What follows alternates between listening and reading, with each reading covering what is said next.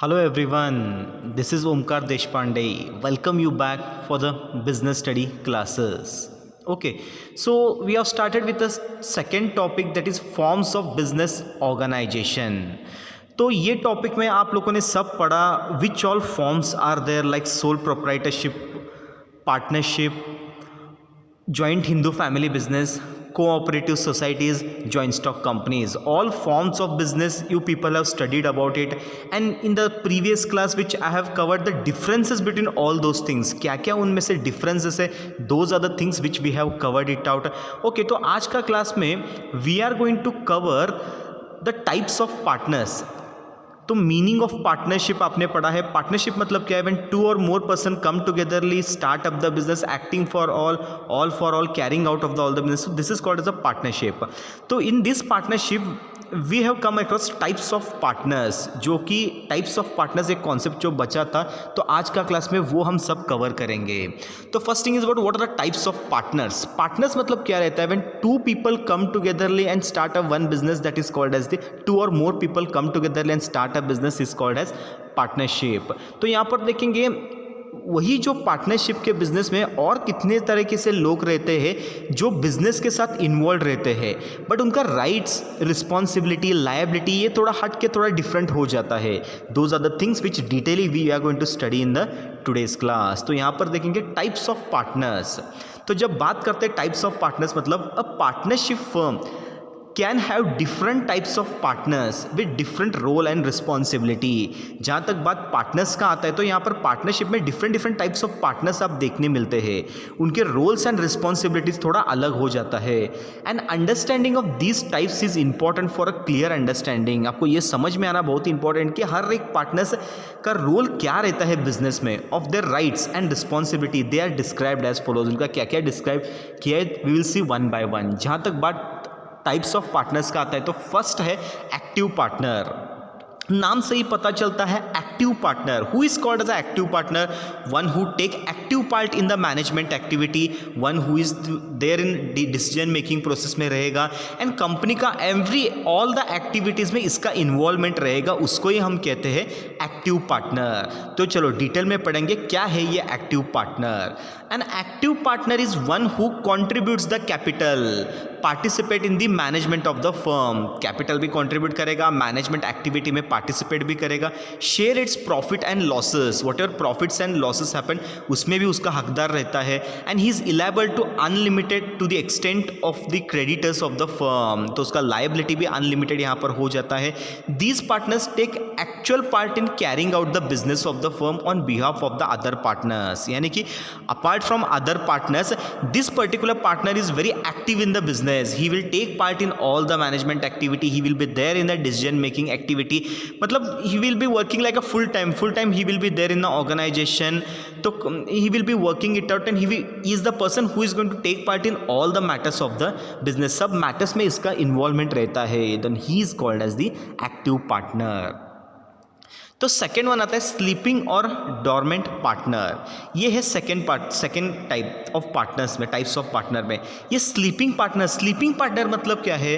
तो partner who do not take part in day to day activity of the business are called sleeping partner. हम sleeping partner इसको बोलते हैं, why? Because he will not going to take part in the management activity day to day. हर दिन वो business में involvement नहीं रहता है, but he will be there as a partner. तो इसका फीचर्स देखेंगे. Sleeping partner however contribute capital, ये कॉन्ट्रीब्यूट कैपिटल तो कॉन्ट्रीब्यूट करेगा to the firm. Share in profit and loss में इसका भी हकदार रहता है. And he is liability will be unlimited liability रहता है. सिर्फ इतना ही क्या है, बाकी का सब जो एक्टिव का पार्टनर्स का जो रोल है, everything even he will be there, but the only thing is about he will be not taking active part in the management activity. इसका इन्वॉल्वमेंट उतना नहीं रहता है, but he will be there as a partner in the firm. तो देखेंगे third one, that is a secret partner. ये क्या है? अभी सीक्रेट पार्टनर मतलब जनरल पब्लिक के सामने ये पार्टनर जैसा एक्टिंग नहीं करता. ही will be not there as a partner. General public के सामने ये पार्टनर जैसा नहीं रहता है, but he will be taking part in the management activity में, उसका नाम रहेगा.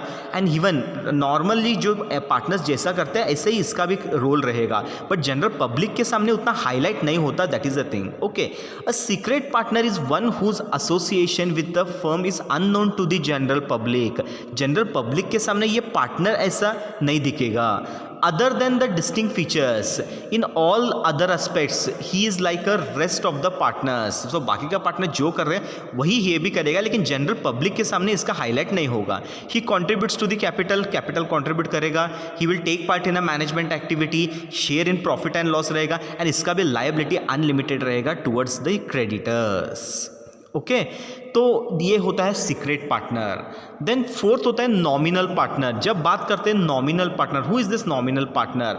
Nominal partner is one who allows the use of his or her name by the firm but does not contribute to the its capital. तो कई बार क्या होता है, एक पार्टनरशिप का जो बिजनेस करते हैं सब लोग पार्टनर ही होना चाहिए ऐसा नहीं है. तो कई बार क्या होता है, अगर फेमस पर्सनालिटी है, अगर उसके पास ज़्यादा नॉलेज है, but he is not interested to be contribute the capital in the business, but उसका नेम फ्रेम या उसका नॉलेज हमारा बिजनेस के लिए यूज होता है. So that is what happens sometime he will become a partner of particular firm. मेरा firm का एक पर्टिकुलर फर्म का पार्टनर बनेगा, but the only thing is about he will not contribute the capital.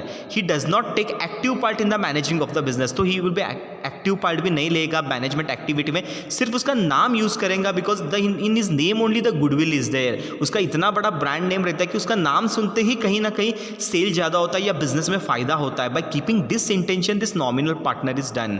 Does not share it profit and losses but is eliable like other partners. Other partners ही रहता है but he does not share the profit and losses में भी उसका ये नहीं रहता है to the third party for the repayment of firm's debt. तो कहीं ना कहीं इसका लायबिलिटी भी यहाँ पर मैटर नहीं आता. But the only thing is about his name is very important when it comes to the business. का नाम के ऊपर होता है इसलिए उसको नॉमिनल पार्टनर बनाया जाता है. अगेन कैपिटल कंट्रीब्यूट नहीं करेगा, एक्टिव पार्ट मैनेजमेंट में नहीं लेगा, शेयर एंड प्रॉफिट में भी प्रॉफिट एंड लॉस में भी हकदार नहीं रहता, but he will be acting third party के सामने, he will be acting as a partner. तो नेक्स्ट होता है partners by estoppels. No partners by estoppel मतलब a person is consider a partner by estoppel by if though his or her own initiative, conduct or behavior she gives an impression to others that he or she is a partner of the firm.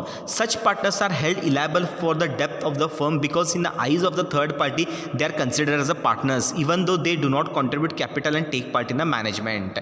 तो ये एक type of partner है जहाँ पर क्या होता है कि कैपिटल कंट्रीब्यूट तो नहीं करेगा बट मैनेजमेंट का एक्टिविटी में भी इतना एक्टिवली पार्टिसिपेट नहीं करेगा, but in the eyes of third party he will be acting as a partner. Third party यानी कि जनरल पब्लिक के सामने ये पार्टनर जैसा एक्ट करेगा.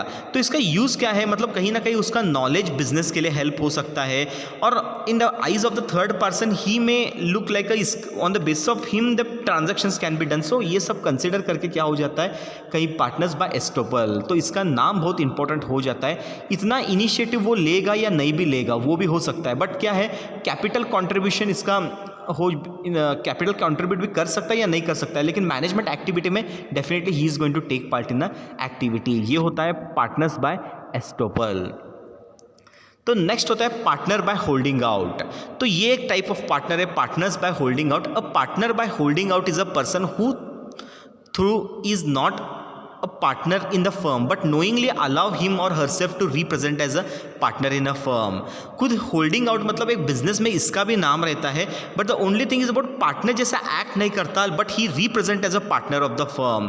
तो कहीं ना कहीं partner by holding out is a person who through is not a partner in a firm but knowingly allow himself or herself to represent a partner in a firm. वो partner नहीं रहता but partner जैसा act करता है when it comes to the organization. Such a person become eliable to outside creditors. मतलब बाहर के सामने क्रेडिटर के सामने they will be act as a partner for the repayment of debt. मतलब सिर्फ डेट के बारे में जब कॉन्सेप्ट आता है, डेट मतलब क्या है जहाँ पर पेमेंट करना होता है क्रेडिटर्स के लिए, उनको थोड़ा एक गारंटर एक विश्वास चाहिए रहता है, उनके सामने ये पार्टनर जैसा एक्ट करेगा which has been extended to the firm on the basis of such representation. तो उसका सिर्फ रिप्रेजेंटेशन रहेगा even though is not like a partner but representation करेगा बिजनेस के फर्म के एक्टिविटी में. He is called partner by holding out. तो next आता है माइनर पार्टनर. तो माइनर पार्टनर मतलब below age of 18 is called as the minor. तो उसको हम कहेंगे माइनर पार्टनर. जब बात माइनर पार्टनर आता है तो आपको पता है माइनर पार्टनर कोई एग्रीमेंट साइन नहीं कर सकता. He can not become a active partner in a business. So we consider it as a minor partner. Okay जब तो माइनर पार्टनर का कॉन्सेप्ट आता है तो अब माइनर पार्टनर हम किसको बोलते हैं, बिलो एट एज ऑफ 18, तो उसको हम कहते हैं minor partner. Now he cannot sign the agreement, he cannot take active part in the management activity, decision making में वो नहीं रहेगा. तो but also he can become a partner of the business. तो यहाँ पर देखो according to partnership act 1932 minor cannot become a partner, a minor person cannot become a partner. ये होता है can be admitted for the benefit only. अगर organisation का कुछ तो बेनिफिट है तो वो बेनिफिट में हकदार हो सकता है. कई बार ऐसे सिचुएशन हो सकता है कि उसका माइनर रहता है बट कहीं ना कहीं वो इंपॉर्टेंट हो जाता है बिकॉज उसका फंड रहेगा, so something might be reason रहता है, तो दैट इज व्हाट उसको बेनिफिट तो मिल जाता है यहाँ पर, but does not contribute capital, capital का कॉन्ट्रीब्यूशन उसका नहीं रहता है. Not allowed to participate in the management, तो मैनेजमेंट एक्टिविटी में उसका पार्टिसिपेशन भी नहीं रहता. Does not get share in the losses, जो कुछ भी अगर लॉसेस हुआ तो वो लॉसेस में उसका शेयर नहीं रहता है. Age of maturity by the public notice whether he will remain as a partner और नॉट.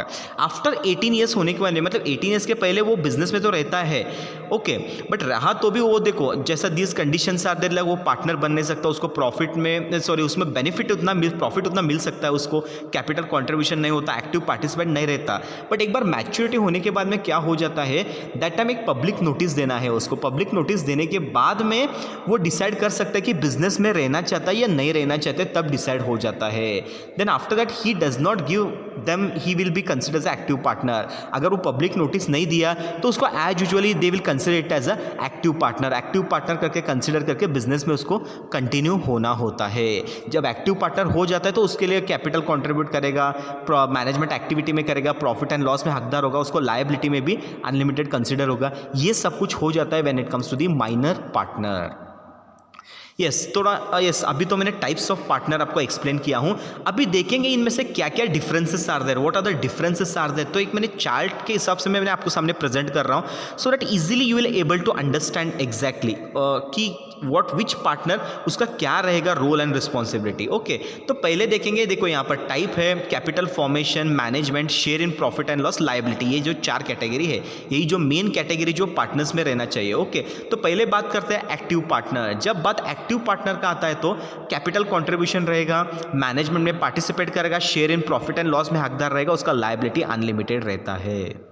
ओके अभी सेकेंड देखेंगे स्लीपिंग और डॉर्मेंट पार्टनर. इसका क्या होता है, कैपिटल कंट्रीब्यूशन होता है but does not participate in the management activity, share in profit and loss उसको रहेगा और उसका भी लायबिलिटी अनलिमिटेड लायबिलिटी रहेगा.